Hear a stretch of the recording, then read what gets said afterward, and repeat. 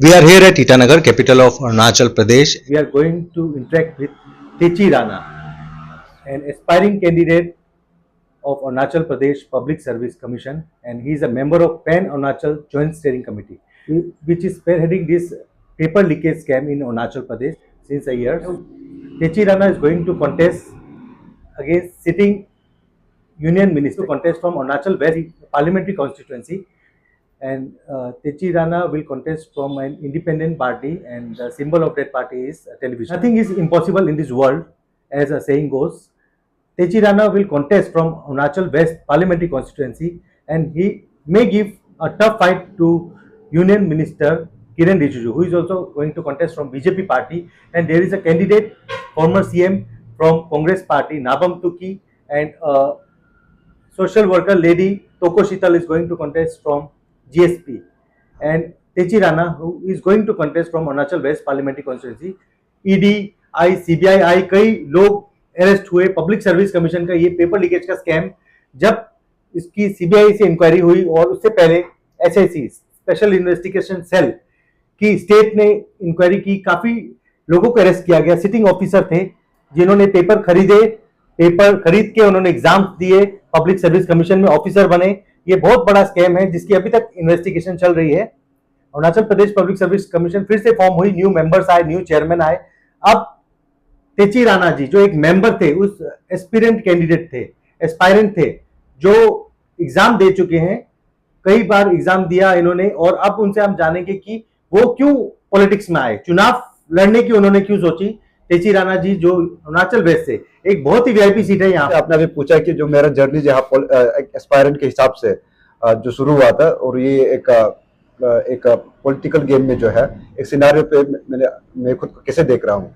And then यहाँ जो है इस सिनेरियो में ऐसा है कि जैसे आपने अभी बताया कि इस रेस में मैं खड़ा हूँ, एक यूनियन मिनिस्टर के अगेंस्ट है, दूसरा है हमारा फॉर्मर जो चीफ मिनिस्टर रह चुके एंड सिटिंग एमएलए है, इनके अगेंस्ट में. तो मैं आपको बता देता हूँ कि सबसे पहले तो ये जानना जरूरी है कि तेची राणा जो है कोई पॉलिटिशियन है नहीं है. I am a simple denizen of Arunachal Pradesh. I am a simple citizen. एक जो है, कल तक मैं एक ऐसा लड़का था जो 12-12 घंटा बैठ के अपने रूम में बैठ के, लाइब्रेरी में बैठ के पढ़ाई कर रहा था. Because I wanted a simple thing in my life which was to serve the society at my best. एक सरकारी नौकरी लेके मैं अपने सोसाइटी को सर्व करना चाहता था. तो I have done my graduation in 2015 from Delhi university. And उसके बाद जो है 2015 के बाद में आज हो गए 2024 को 9 साल हो गया. So for the last 9 years I have been rigorously preparing for the civil services examinations, including the UPSC and the State Public Service Commission, especially the combined services here, because I always wanted to be a civil servant. I wanted to serve the society directly in my own capacity, even if it means at the highest level through UPSC in the positions like IAS and IPS, or at the state level, the highest entry grade level, that is the CO and DYSPs. So this was my simple dream, but then the situation has so forced us. ये आप लोगों को पता है कि ये जो paper leakage का स्कीम जो पिछले 2 साल में खुलासा हुआ है, ये पहली बार नहीं है. तो ये मुझे हम लोगों को इस बार पता चला कि ये पहली बार नहीं है. और इस दो साल की जर्नी में भी आप लोगों ने देखा कि यहाँ इतना सारा जो एनिमल्स है, कंटिन्यूसली हर एग्जामिनेशन में घोटाला हुए हैं. यहाँ ओपन मार्केट में मछली बाजार की तरह इस पेपर को, क्वेश्चन पेपर को बेचा गया. बस क्वेश्चन पेपर को लीक नहीं किया गया, इनको होटल्स में जाके लिखाया गया है.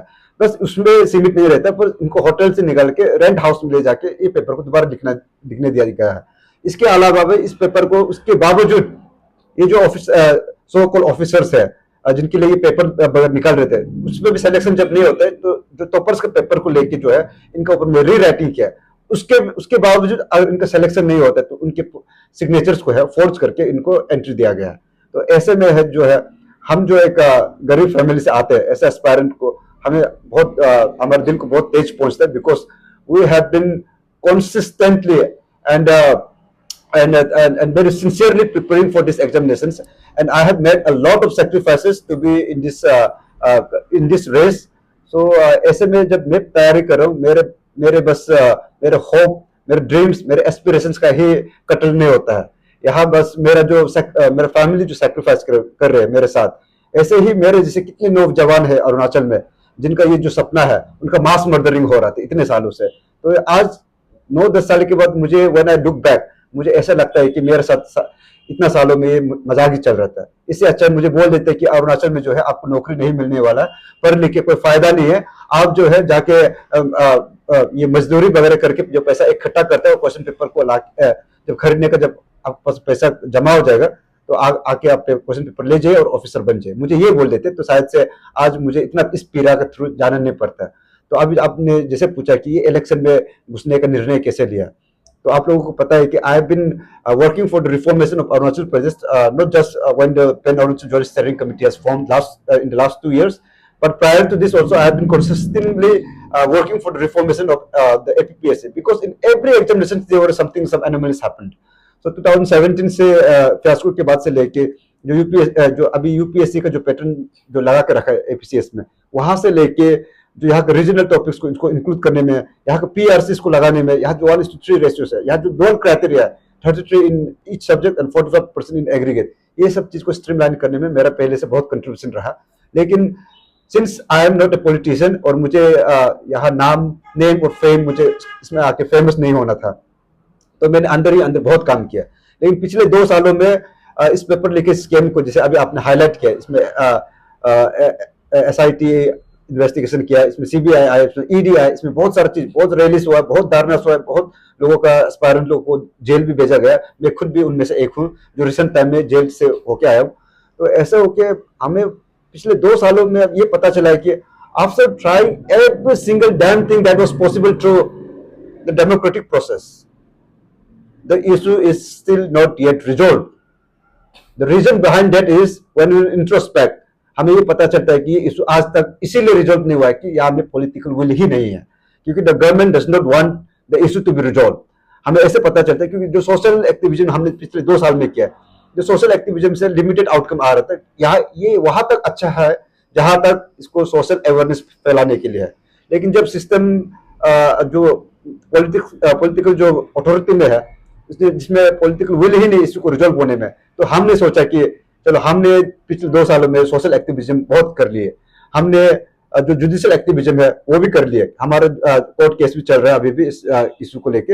एंड देन इसके बावजूद जब इशू रिजॉल्व नहीं होता है, हमें लगा कि एक आखिरी ऑप्शन जो हम कर सकते हैं वो है पॉलिटिकल वेंचरिज्म, क्योंकि पॉलिटिकल विल अगर आपके सरकार से नहीं आ रहा है तो why not you be the change and you get into the system and try and create the political will to voice the real concerns in the society, and the paper leakage scam is one such issue जो हर एक घर से ताल्लुक रखता है। और यहाँ के जो नौजवान है पिछले 2 सालों से जो है यहाँ बहुत फ्रस्ट्रेट होकर बहुत एक डार्क फेज से अरुणाचल गुजर रहा है। तो मुझे लगा कि किसी को तो हिम्मत करना था, और भले मैं पॉलिटिशियन नहीं हूँ, but I see the Arunachal as a society needs change and someone had to step up. So my team has decided we will will venture into politics, and they have shown confidence in my leadership. So I have honored that, and I'm today here contesting as a MP candidate from 1 Arunachal West parliamentary constituency against the likes of the Union Minister, Mr. Kiran Rijiju sir, and former CM like Mr. Nabam Tukiji, and then the likes of social activists that you have mentioned, Toko Sitalji, and rest of the independent candidates. But I'm really determined and focused on my own thing and the lane that I have chosen. I am unbothered about what these people thinks about me. I'm just concerned about what I am here to represent. Yes. Yes. So like I am Techi Rana, so contesting as an MP candidate from 1 Arunachal West parliamentary constituency as an independent candidate.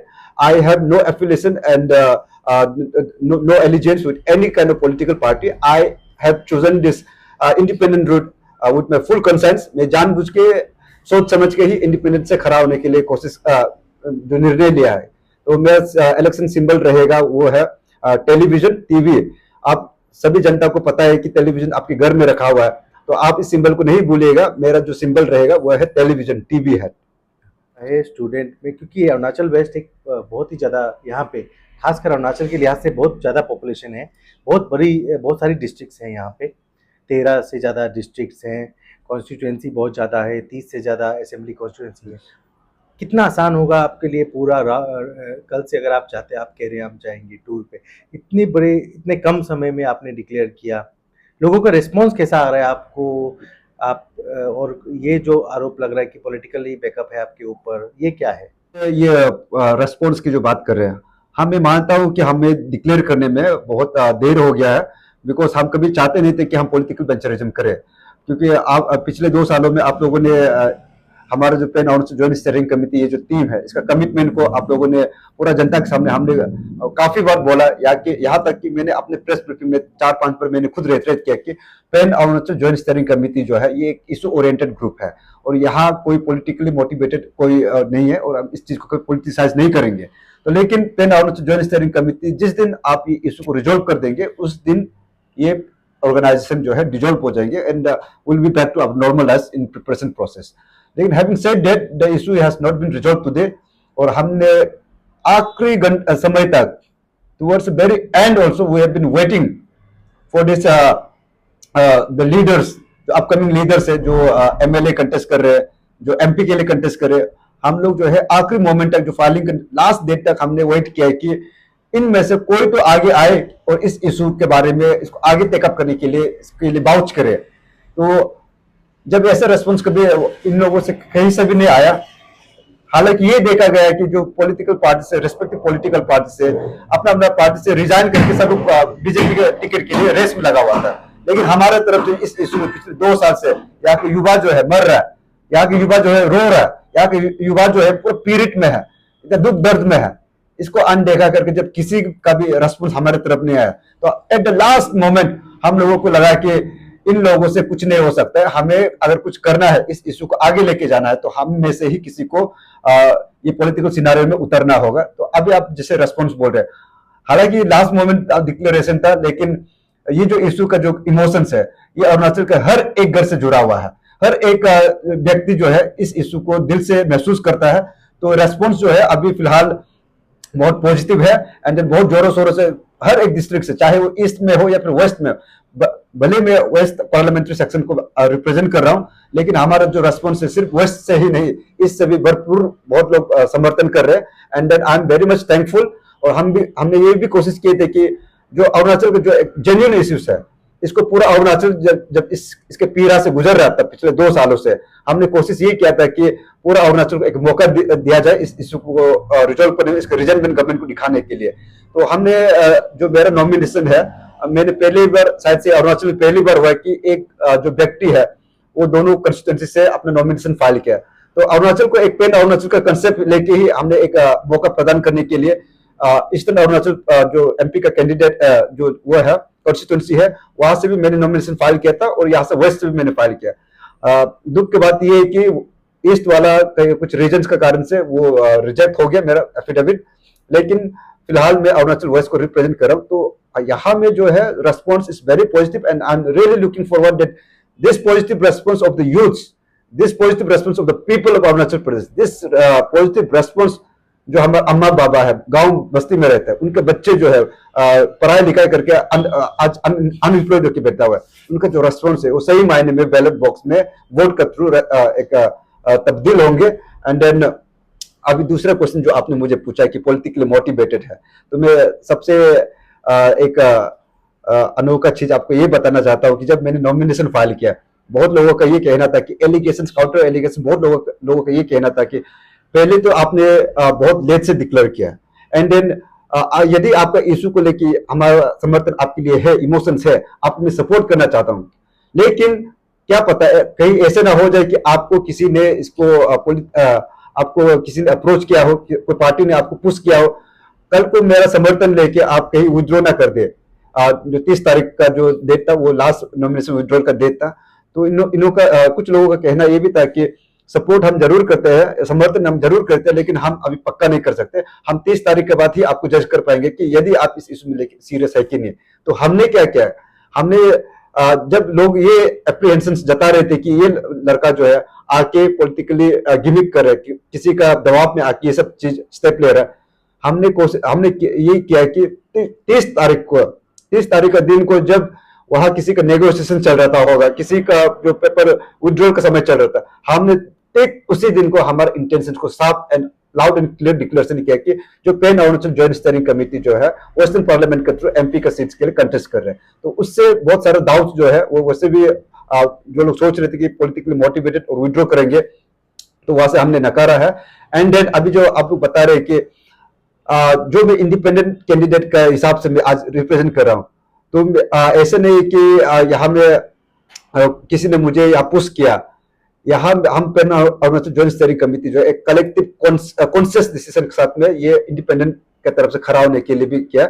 और आप लोग यकीन मानिए कि जो हमारा manifesto है, जो हमारा जो सोच है, जो हमारा अप्रोच है, जो अरुणाचल को में एक सही मायने में एक बदलाव लाने का जो चाह है वो बहुत पुख्ता है। और हम चाहते हैं कि सही मायने में जो यहाँ का जो लोकल इश्यूज है, जो सोसाइटी को डायरेक्टली इम्पैक्ट करता है, ऐसे इश्यूज को जो है अगर जो एग्जिस्टिंग जो अभी प्रेजेंट जो सरकार में है, मंत्रिमंडल में है जो लोग है, अगर इन लोगों में इतना सक्षम नहीं कि इस इशू को सही मायने में रेज करके यहाँ का सोल्यूशन ढूंढने में, तो क्यों ना हम इस बार कोशिश करते कि एक बदलाव को एक ऐसे युवा व्यक्ति नेता को आप आगे कीजिए जो आपका इशू को सही मायने में रिजॉल्व करने के लिए at the highest level without any fear, without any favour will raise the voice with utmost sincerity and utmost genuinity, even at the highest level, if it means at the national level and if it means in the floor of the parliament. Chairman ने तो ये कहा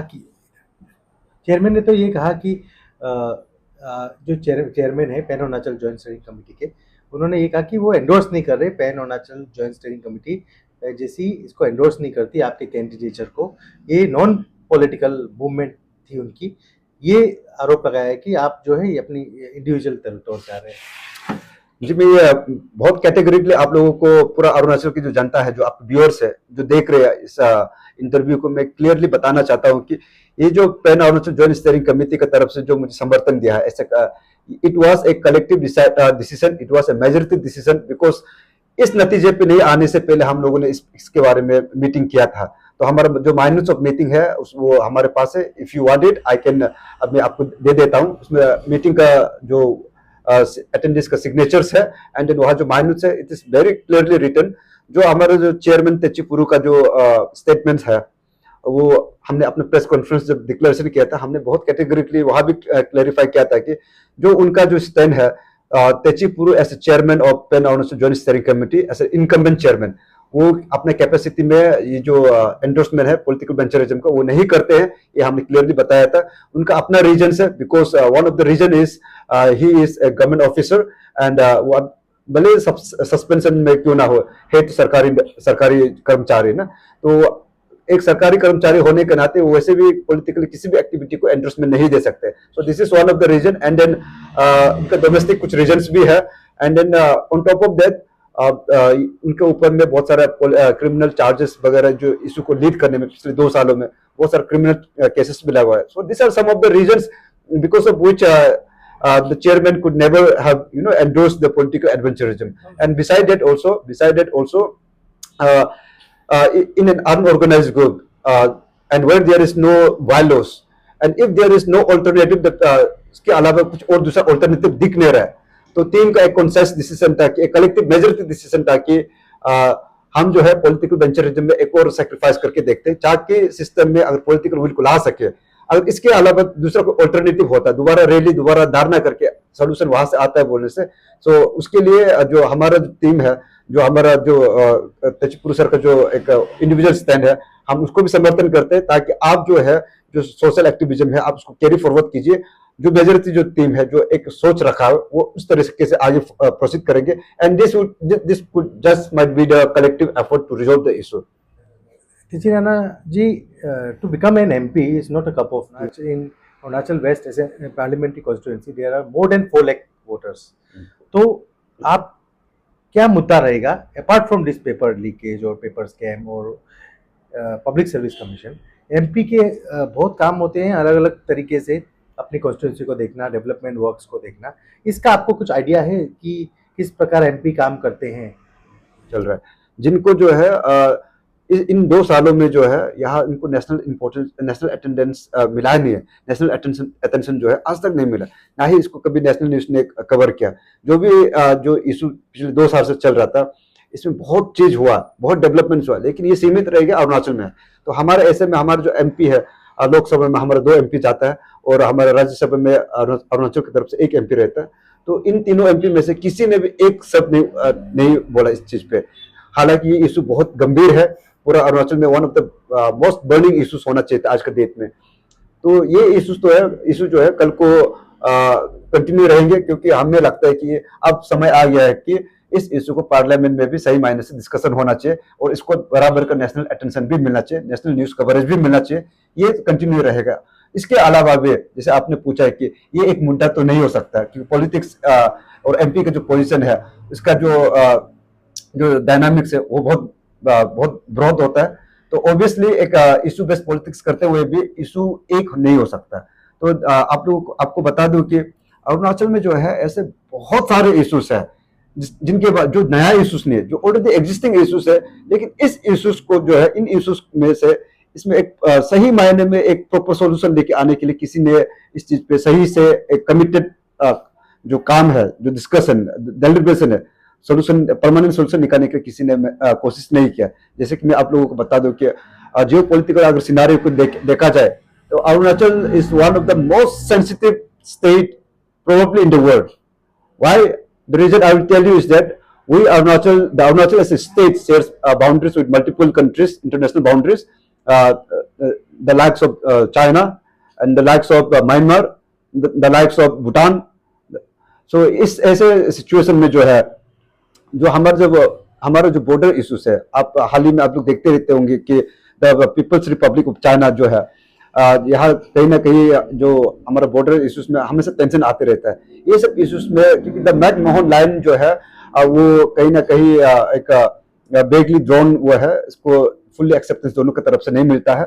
तो इसका कारण से यहाँ में चाइनीज एग्रेशन भी बहुत होता है। एंड देन हाल कुछ सालों में आप लोगों ने देखा है कि डोकलाम में जो इश्यूज हुआ था, it has serious repercussion on the state of Arunachal Pradesh, because the first buffer state in India's part from the China side is the Arunachal Pradesh, and they do not accept some parts of the Arunachal Pradesh to be the integral part of India.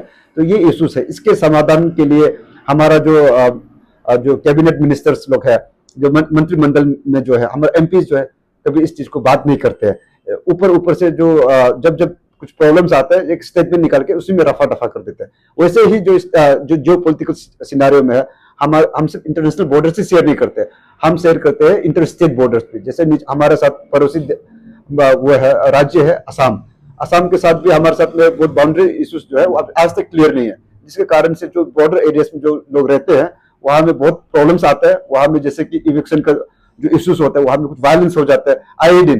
तो ये सब चीज को एक harmony को establish करने के लिए सही मायने में आज तक उस चीज को क्लैरिटी के साथ ड्रॉ करके वंस एंड फॉर ऑल इसको एक प्रॉपर सोल्यूशन लेके आने में कोई कोशिश नहीं रहा है। हालांकि रिसेंट टाइम में भले थोड़ा बहुत डेवलपमेंट हुआ है, बट देन अभी भी बहुत सारे क्षेत्र ऐसे हैं जहां में इसको रिजॉल्व करने की जरूरी है। And then there are other political and social issues like the article 371H, and very regretfully I have to tell you that जो इनकम्बेंट जो हमारा जो मेंबर ऑफ पार्लियामेंट है from ruling party representing the western constituency, जहां से मैं अभी contest कर रहा हूं, हमारे किरण रिजिजू सर जो है, एक I think if this will ever happen, Arunachal में दोबारा ऐसा मौका मिलेगा कि नहीं, हमारा अरुणाचल से पहली बार एक लॉ मिनिस्टर यूनियन कैबिनेट में एक लॉ मिनिस्टर बना था। तो हम पूरा अरुणाचल जो है बड़ी उम्मीद के साथ में ये देख रहा था कि इस बार शायद से आर्टिकल 371H को और थोड़ा स्ट्रेंथन करेंगे। It will add more teeth to the existing provisions of article 371H. This why I'm saying is this because Arunachal is the only state in India which is 100% tribal state. बाकी जितना भी tribal states है, north eastern states या फिर other tribal states भी है, उसमें जो है कहीं ना कहीं कोई भी 100% ट्राइबल स्टेट्स नहीं है। तो यहाँ के जो इंडिजिनस राइट्स लोग है प्रोटेक्ट करना ये बहुत इंपॉर्टेंट हो जाता है, स्पेशली इन ए स्टेट जहाँ का पॉपुलेशन जो है जो 2011 सेंसस के हिसाब से आप देखा जाए तो ये मुश्किल से 12 लाख के आसपास है, और ये 21 सेंसस का अभी बात करते हैं मुश्किल से शायद से 15 या 16 लाख की पॉपुलेशन होंगे। तो हम जो है एक बहुत क्रिटिकल पोजीशन में है। तो ये सब जो ट्राइबल राइट्स है, इंडिजिनस राइट्स को स्ट्रेंथन करना इट्स वेरी इंपॉर्टेंट। और यहाँ जो ILP का जो सिस्टम है, इनर लाइन परमिट जो हमारे स्टेट में एग्जिस्टिंग है, इसको भी स्ट्रेंथन करना बहुत इंपॉर्टेंट है, बिकॉज ये जो है ये बंगाल ईस्टर्न फ्रंटियर रेगुलेशन 1873 के तहत एक ऑर्डर है, ये एक एग्जीक्यूटिव ऑर्डर के थ्रू इसको लेके आया गया है। लेकिन अब अगर देखा जाए तो भारत में कश्मीर एक ऐसा स्टेट था जिसका अपना एक कॉन्स्टिट्यूशन अपने आप में था। It was a very powerful provision article 370, जिसका तहत उनको अपना एक कॉन्स्टिट्यूशन है, अपना एक लॉ जो अपना कंप्लीट एक लॉ वहां फॉलो करता था। लेकिन इतना जो मजबूत वाला जो प्रोविजंस है उसको जो है कॉन्स्टिट्यूशनल उसको डन अवे कर सकता है, तो अरुणाचल कैसे स्टेट में है आप लोग सोच सकते हैं। तो हम चाहते थे कि ये सब स्टेट जो है बिल्कुल अरुणाचल को एक बेहतर स्टेट बनाने में, यहाँ के इंडिजिनस राइट्स को प्रोटेक्ट करने में बहुत चीज कर सकते थे, जो कि आज हम लोगों ने किया नहीं है। वैसे ही यहाँ रिफ्यूजीज के इशूज है, जो चकमा हाजों के इशूज है, या तिब्बतन रेफ्यूजीज के इशूज है। ये रेफ्यूजी इशूज जो है 1960s के आसपास से शुरू हुआ, लेकिन आज के दिन आप लोग बोलते हैं कि इसको रिलोकेट करना है, तो relocate is just not possible. ये बोलने के लिए सही सुनता है, यहाँ का अरुणाचल जो पब्लिक है इसको एप्लीज करने में अच्छा सुनता है, लेकिन do you really think that relocation at this point of time is possible? Because these people has also spent 2 to 3 generations of their lives in Arunachal Pradesh. तो इसका एमिकेबल सोल्यूशन क्या होगा, इसके बारे में कोई बात ही नहीं करता।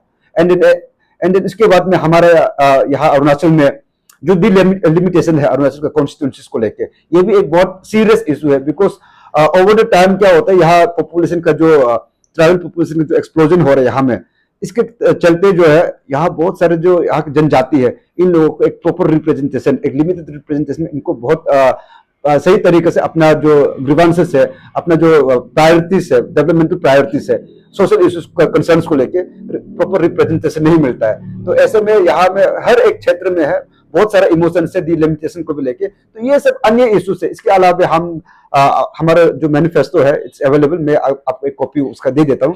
तो आप हमारा मैनिफेस्टो को अगर मैं एक वन बाय वन अगर मैं बात करूँ तो शायद से मैं 3-4 घंटे यही निकल जाएगा। लोगों को एक अपील, लास्ट अपील लोगों को, आप देखिए एक कॉमन कैंडिडेट है, इतनी बड़ी अरुणाचल वेस्ट जी पार्लियामेंट्री सेट से इतने बड़े बड़े दिग्गज नेता सब आ रहे हैं, आपकी तरफ से क्या अप्रोच होगी पब्लिक को?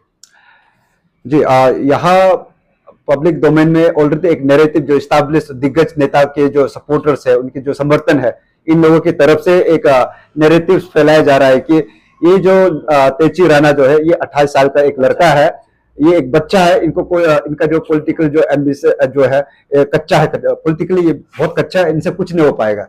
तो मैं आप लोगों से पहले अरुणाचल जनता से पूछना चाहता हूँ कि ये जो दिग्गज नेता लोग हैं, शायद से इन लोगों जो है ना अपना जो रेस्पॉन्सिबिलिटी को पूरा करते, सही मायने शिद्दत से इन्होंने अगर अपना रेस्पॉन्सिबिलिटी पूरा करता तो शायद से इस पॉलिटिकल सिनेरियो में तेची राणा को उतरने का मजबूर नहीं होता। तो आप लोग जनता, आप लोग डिसाइड कीजिए कि जो दिग्गज लोग है, इन लोगों को आप लोगों ने बहुत मौका दिया आज तक, बहुत टर्म से, जैसे कि हमारे नावम तुकी सर जो है एमएलए पिछले 30 साल से रहे हैं, और हमारे जो निसी कम्युनिटी के one of the most respected figure है।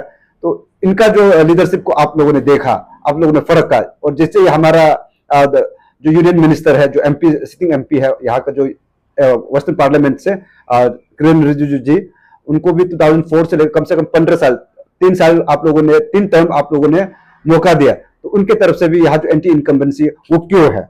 तो आप लोग डिसाइड कीजिए, जो आपका जो ग्रीवेंसेस है उसको सही मायने में प्लेस नहीं कर पा रहे आप लोग, इसलिए कफा है। तो इसलिए आप लोग कोशिश कीजिए कि जो उम्र जो है, उम्र भले ही एक फैक्टर होता है, लेकिन उम्र जो होता है वो सब कुछ नहीं होता है, एक्सपीरियंस भी लाइफ में मैटर करता है। And I as a young person of Arunachal Pradesh, I have come with a vision and I have come with a commitment, and I want to represent your voice which the established section of the people has so far failed to represent. मैं कोशिश करूंगा कि आपका जो आवाज है, जो society का इशू है, उसको सही मायने में सही जगह पे जोर से इसका ऊपर में पार्लियामेंट में भी डिस्कशन होना चाहिए। तो आप जब सभी जनता से मैं अपील करना चाहता हूं कि जो एक बदलाव को सोच आपके दिल में, आपके जहन में है, लेकिन जो आप खुल के नहीं बोल पा रहे, तो मैं अरुणाचल को वो मौका दे रहा हूं एक सुप्रीम सेक्रीफाइस करके। यदि अरुणाचल को एक सही बदलाव की ओर लेके जाना है, प्रोग्रेसिव सोसाइटी और लेके जाना है, तो यूथ को है, यहाँ के यंग एस्पायरेंट्स, यहाँ के यूथ लोग है, आगे आने की जरूरत है। तो मैं आगे आया हूं, क्या मैं पूछता हूं कि अरुणाचल आप मुझे एक्सेप्ट करने के लिए रेडी हो? आप अगर यदि आप मुझे एक्सेप्ट करने के लिए रेडी है तो आप मुझे समर्थन कीजिएगा, और एल्स आपको लगता है कि जो एपीएससी के जो पेपर लीकेज पिछले 2 साल में चल रहा था, जिसमें घोटाला चल रहा था, जिसमें पेपर सेलिंग चल रहा था, जिसमें चांदनी होटल जैसे एपिसोड हो रहा था, और गवर्नमेंट इस चीज को आज तक रिजॉल्व नहीं कर पाए डिस्पाइट देयर प्रोमिसेस, अगर आप लोगों को ये लगता है कि ये सब चीज सही है तो मुझे समर्थन नहीं कीजिएगा।